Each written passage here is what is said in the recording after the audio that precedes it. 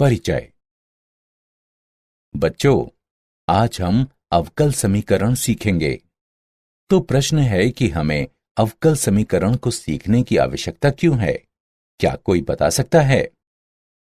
Sir, क्योंकि अवकल समीकरण एक अभिव्यक्ति है जो मात्राओं और उनके परिवर्तन की दर से संबंधित है।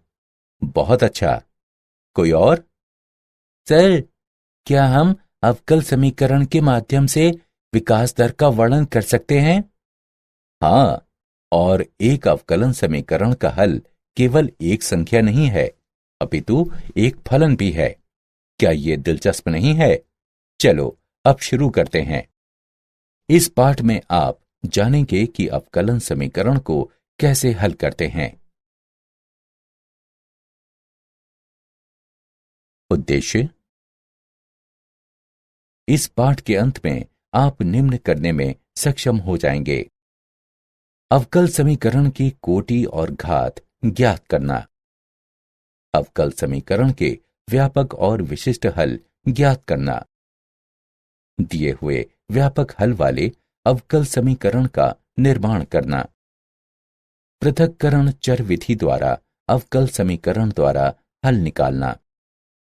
समघातीय अवकल समीकरण को हल करना और रैखिक अवकल समीकरण को हल करना। आधारभूत संकल्पनाएं। एक समीकरण जिसमें स्वतंत्र चर, आश्रित चर एवं उनके अवकलज सम्मिलित होते हैं, एक अवकलन समीकरण कहलाता है। एक ऐसा अवकलन समीकरण जिसमें केवल एक स्वतंत्र चर सम्मिलित होता है, सामान्य अवकल समीकरण कहलाता है। उदाहरण के लिए dy बटा dx minus x log x बराबर 0। अवकल समीकरण की कोटि। अवकलन समीकरण की कोटि अवकल समीकरण में उपस्थित उच्चतम अवकलज होती है। उदाहरण के लिए 1 बटा x गुणा d2y बटा dx वर्ग बराबर e की घात x एक अवकल समीकरण है। उच्चतम कोटि वाले अवकलज अर्थात d2y बटा dx वर्ग की कोटि 2 होती है। अवकल समीकरण की डिग्री यानी घात। अवकल समीकरण में उपस्थित उच्चतम कोटि के अवकलज की उच्चतम घात उस अवकलज समीकरण की घात कहलाती है। उदाहरण के लिए 1 बटा x गुणा d2y बटा dx वर्ग बराबर e की घात x एक अवकल समीकरण है। इसे इस रूप में भी लिखा जा सकता है। 1 बटा x गुणा d2y बटा dx वर्ग संपूर्ण घात 1 बराबर e की घात x, अर्थात उच्चतम कोटि के अवकलज की घात 1 है।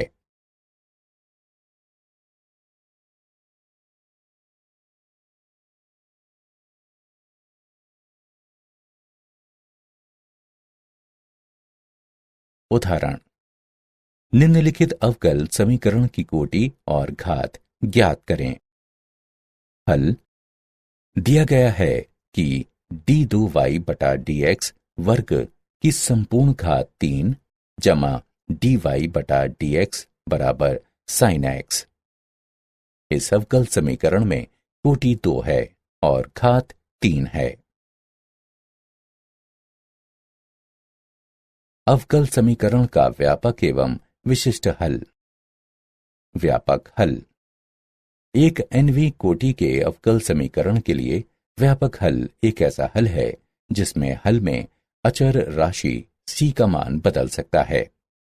उदाहरण के लिए अवकल समीकरण dy बटा dx बराबर e की घात x माइनस 2, इसे समीकरण 1 से चिन्हित करें। व्यापक हल को निम्न प्रकार से प्राप्त किया जा सकता है। समीकरण 1 के दोनों तरफ समाकलन करने पर हमें प्राप्त होता है y बराबर e की घात x minus 2x plus c। इसे समीकरण 2 से चिन्हित करें। हल में c का मान कुछ भी हो सकता है, क्योंकि जब हम y का अवकलन करते हैं तो c का मान 0 हो जाता है, क्योंकि एक अचर का अवकलन 0 होता है। विशिष्ट हल। एक nवीं कोटि के अवकल समीकरण के लिए विशिष्ट हल एक ऐसा हल है जिसमें अचर राशि c का एक विशिष्ट मान होता है। इस प्रकार के हल प्रारंभिक मान समस्याओं में होते हैं।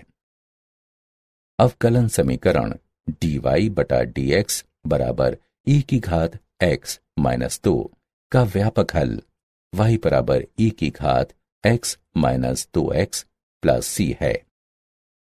जब y 0 बराबर 3 है, इसका तात्पर्य है x बराबर 0 पर y बराबर 3 है।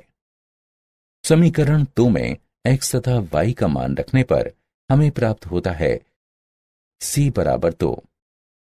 अवकलन समीकरण का विशिष्ट हल है y बराबर e की घात x माइनस 2x जमा 2।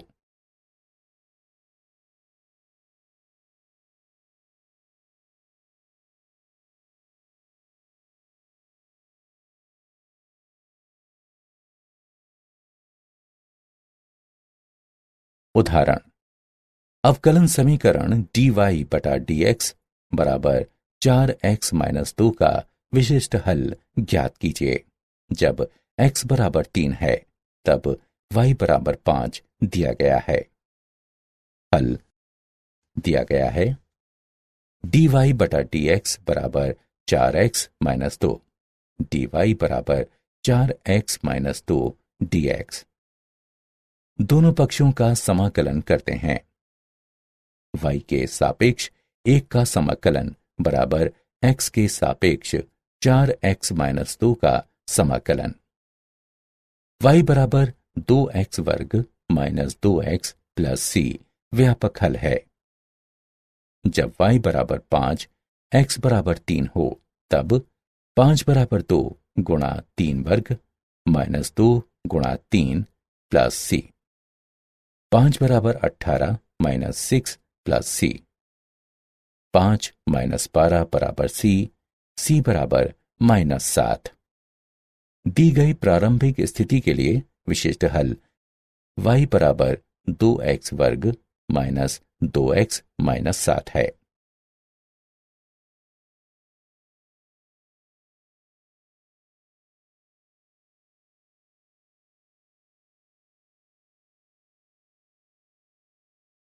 दिए हुए व्यापक हल वाले अवकल समीकरण का निर्माण। स्वेच्छ अचर युक्त तथा xy में एक दिए गए समीकरण से एक अवकलन समीकरण का निर्माण करने के लिए दिए गए समीकरण को x के सापेक्ष निरंतर उतनी बार अवकलित किया जाता है जब तक एक स्वेच्छ अचर न आ जाए। इन समीकरणों का उपयोग स्वेच्छ अचर को हटाने के लिए किया जाता है। स्वेच्छ अचर को हटाने से प्राप्त समीकरण को वांछनीय अवकलन समीकरण कहा जाता है। सामान्यतः यदि दो चरों के बीच का समीकरण में n स्वेच्छ अचर हैं, तब इन स्वेच्छ अचरों को हटाकर प्राप्त हुआ अवकलन समीकरण n कोटि का होगा। महत्वपूर्ण बिंदु। एक रेखा का समीकरण y बराबर mx प्लस c है, जहां m और c स्वेच्छ अचर हैं। 2 मूल से होकर गुजरने वाली एक रेखा का समीकरण y बराबर mx होता है, जहां m एक स्वेच्छ अचर है। 3 वृत्त का समीकरण जिसका केंद्र h k तथा त्रिज्या r है, x माइनस h पूरे का वर्ग प्लस y माइनस k पूरे का वर्ग बराबर r वर्ग है।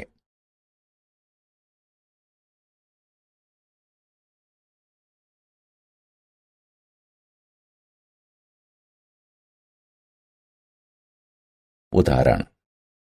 वक्र कुल का अवकलन समीकरण ज्ञात कीजिए। y बराबर m cos 6x plus n sin 6x, जहां m n स्वेच्छ अचर हैं। हल दिया है y बराबर m cos 6x plus n sin 6x।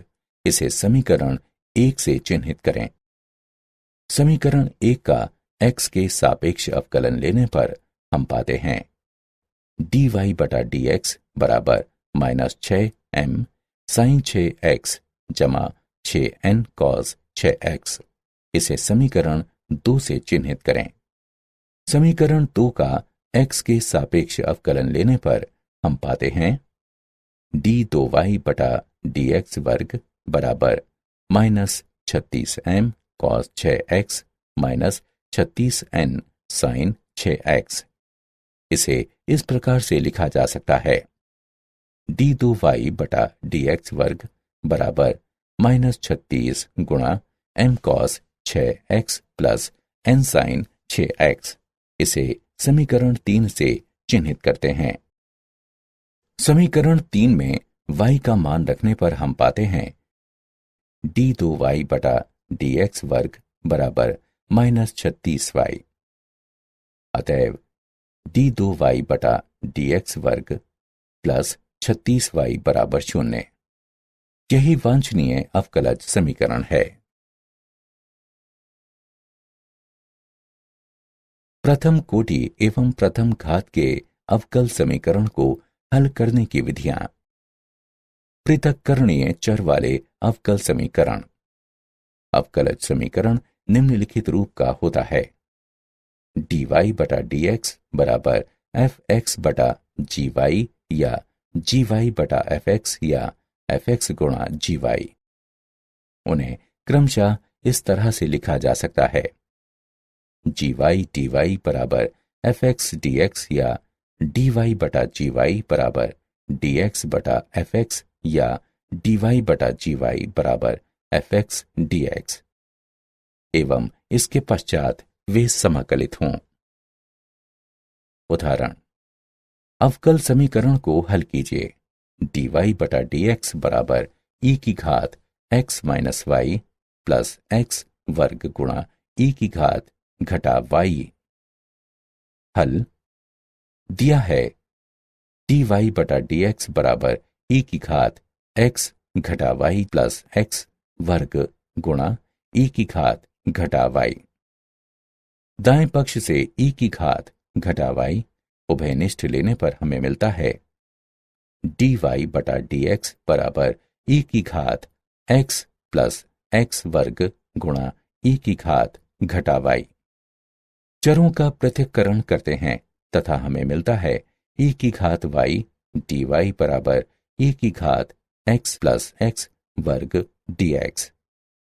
दोनों पक्षों का समाकलन करने पर हमें मिलता है y के सापेक्ष e की घात y का समाकलन बराबर x के सापेक्ष e की घात x जमा x वर्ग का समाकलन, अर्थात e की घात y बराबर e की घात x प्लस x घन बटा 3 प्लस c। ये दिए गए अवकलन समीकरण का व्यापक हल है।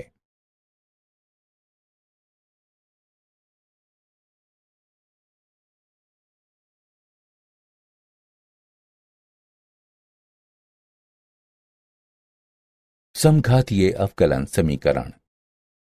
एक प्रथम अवकलज समीकरण के रूप में m xy dx जमा n xy dy बराबर 0 को समघातीय कहा जाता है यदि कैपिटल M और कैपिटल N दोनों गुणांक फलन समान घात के समघातीय समीकरण हों। हल विधि। प्रतिस्थापन y बराबर vx या x बराबर uy का उपयोग करते हैं। प्रतिस्थापन के बाद परिणामी समीकरण पृथक्करणीय समीकरण होता है।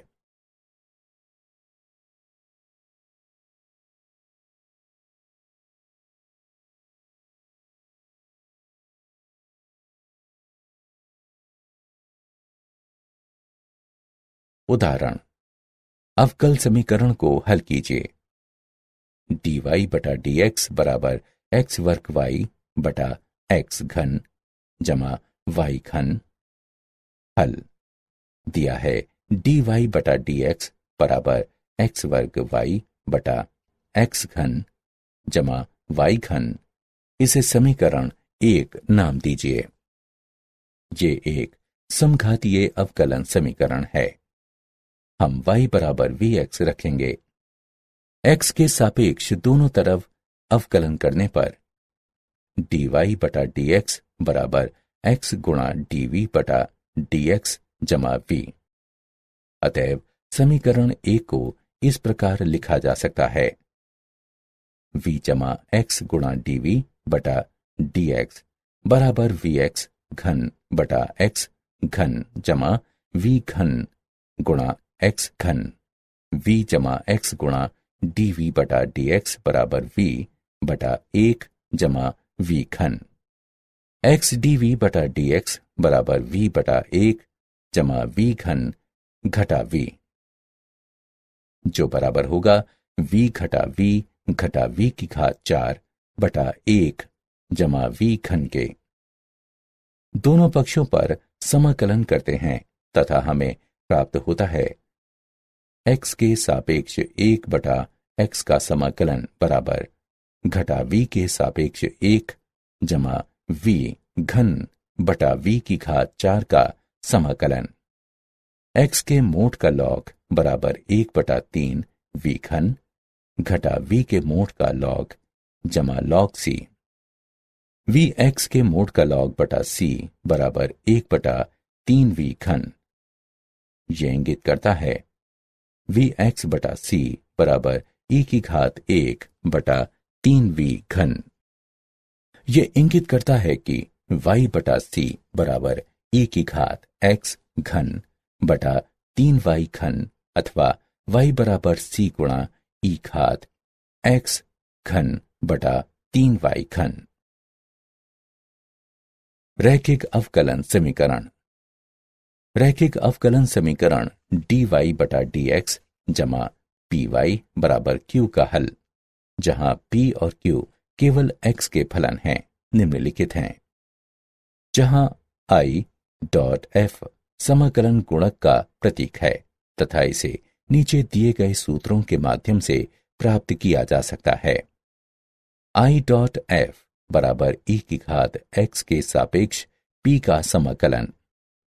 यदि अवकलन समीकरण dx बटा dy जमा px बराबर q के रूप में हो, जहां p और q y के फलन हैं और न कि x के या अचर के, इस स्थिति में समाकलन समीकरण i डॉट f बराबर e की घात y के सापेक्ष p का समाकलन है और हल x गुणा i डॉट f बराबर y के सापेक्ष q गुणा i डॉट f का समाकलन जमा c है। नोट: यदि dy बटा dx का गुणांक इकाई न हो तब इसे इस दौरान इकाई बनाया जाना चाहिए।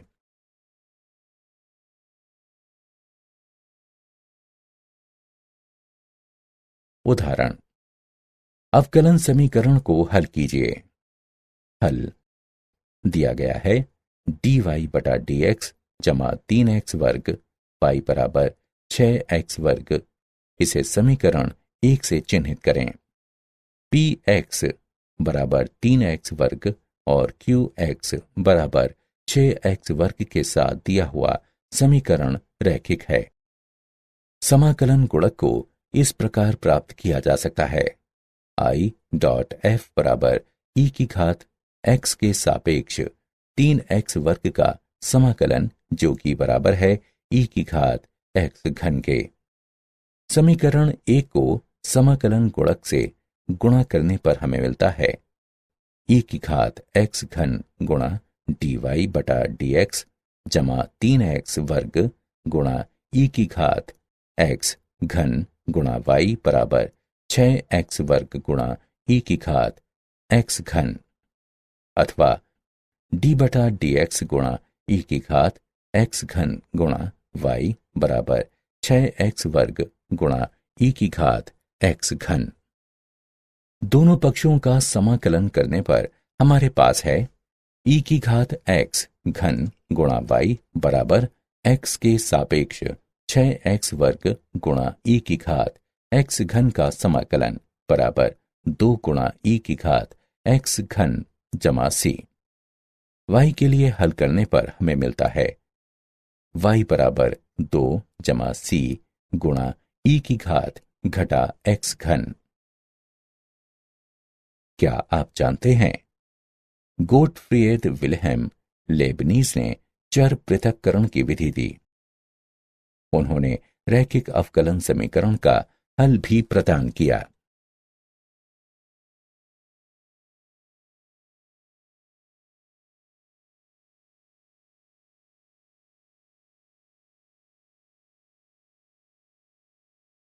सारांश। आइए हमने जो कुछ सीखा है उसे संक्षेप में दोहराएं। एक समीकरण जिसमें स्वतंत्र चर, आश्रित चर एवं उनके अवकलज सम्मिलित होते हैं, एक अवकलन समीकरण कहलाता है। अवकलन समीकरण की कोटि अवकल समीकरण में उपस्थित उच्चतम अवकलज होती है। अवकल समीकरण में उपस्थित उच्चतम कोटि के अवकलज की उच्चतम घात उस अवकलज समीकरण की घात कहलाती है। एक nवीं कोटि के अवकल समीकरण के लिए व्यापक हल एक ऐसा हल है जिसमें हल में अचर राशि c का मान बदल सकता है। एक nवीं कोटि के अवकल समीकरण के लिए विशिष्ट हल एक ऐसा हल है जिसमें अचर राशि c का एक विशिष्ट मान होता है। इस प्रकार के हल प्रारंभिक मान की समस्याओं में होते हैं। यदि दो चरों के बीच के समीकरण में n स्वैच्छ अचर सम्मिलित हो, तब इन स्वैच्छ अचरों को हटाकर प्राप्त अवकलन समीकरण n घातीय होगा। पृथक्करणीय चर के साथ अवकलन समीकरण में सर्वप्रथम हम चरों का पृथक्करण करते हैं एवं फिर उनका समाकलन करते हैं। प्रथम कोटि के अवकलन समीकरण के निम्न रूप को समघातीय कहा जाता है यदि दोनों गुणांक फलन m तथा n एक समान घात के समघातीय समीकरण हो। सर्वप्रथम हम y बराबर vx का मान रखते हैं तथा फिर परिणामी समीकरण पृथक्करणीय चर होता है। रैखिक अवकलन समीकरण dy बटा dx जमा py बराबर q का हल y गुणा समाकलन गुणक बराबर x के सापेक्ष q गुणा समाकलन गुणक का समाकलन जमा c, जहां i डॉट f समाकलन गुणांक का प्रतीक है, बराबर e की घात x के सापेक्ष p का समाकलन, जहां p तथा q x के फलन हैं।